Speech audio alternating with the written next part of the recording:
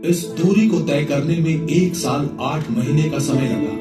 नवंबर 1980 के एक दिन वॉयेजर 1 सुंदर वलयाकार ग्रह शनि के करीब आया। उस यात्रा का हर दिन नई अंतर्दृष्टि लेकर आया। नजदीक से अब वैज्ञानिक देख सकते थे कि शनि के चारों ओर के विशालकाय वलय वास्तव में हजारों छोटे छल्ले थे। चमकते हुए सुंदर छल्ले ज्यादातर पानी से बने थे। विशाल ग्रह को घेरने वाले अरबों बर्फ के टुकड़े थे। छोटे कण से लेकर मुट्ठी के आकार के टुकड़े कुछ एक घरों जितने बड़े भी थे। शनि के सबसे बड़े उपग्रह टाइटन पर वॉयेजर 1 ने एक सुंदर झील की खोज की। पृथ्वी के अलावा ये सौर मंडल में एकमात्र स्थान है जहां सतह पर तरल झील पाए गए हैं। लेकिन एक दिक्कत है, टाइटन की झीलें तरल मीथेन है, पानी नहीं। सघन वातावरण वाला एकमात्र उपग्रह है टाइटन। इतना सघन कि टाइटन पर दोपहर हमें सांझ के समान लगेगी। वॉयेजर 1 का सौर मंडल के अंदर की यात्रा का अंतिम पड़ाव होगा टाइटन। इस खूबसूरत उपग्रह के भ्रमण के बाद यान को एक ऐसा प्रक्षेपण पथ मिला जो इसे ग्रहों के तल से पूरी तरह से बाहर निकाल देगा। शनि के अत्यधिक गुरुत्वाकर्षण की मदद से वॉयेजर 1 इंटरस्टेलर अंतरिक्ष की शून्यता की ओर बढ़ गया।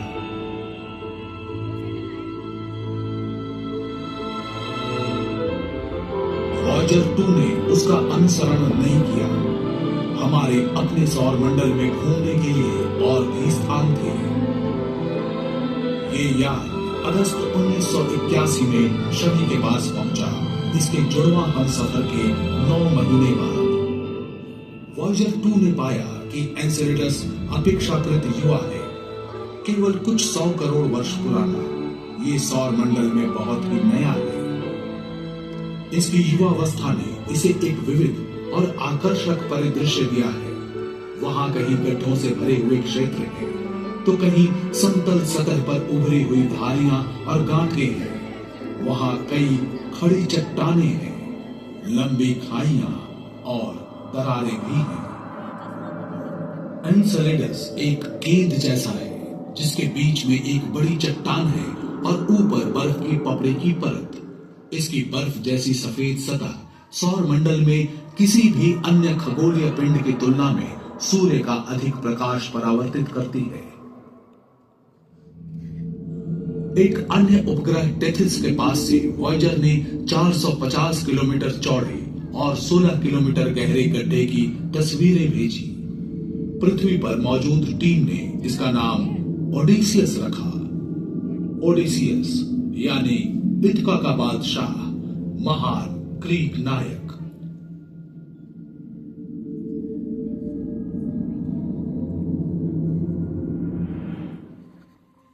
शनि ग्रह के भ्रमण के अंत में वॉयेजर 2 ने ग्रह के अत्यधिक गुरुत्वाकर्षण बल का उपयोग करके गति प्राप्त की और अपने अगले गंतव्य की ओर बढ़ चला, जो था रहस्यमय बर्फीला विशाल यूरेनस।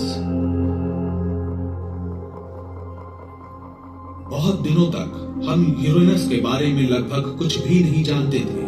सन 1781 में खगोलविद विलियम हर्शल ने इसकी खोज की। यूरेनस वास्तव में कैसा था, ये जानने के लिए 2 शताब्दियों से अधिक का समय लग गया। 24 जनवरी 1986 को वॉयेजर 2 जा पहुंचा यूरेनस के पास। मिली और भी जानकारियां।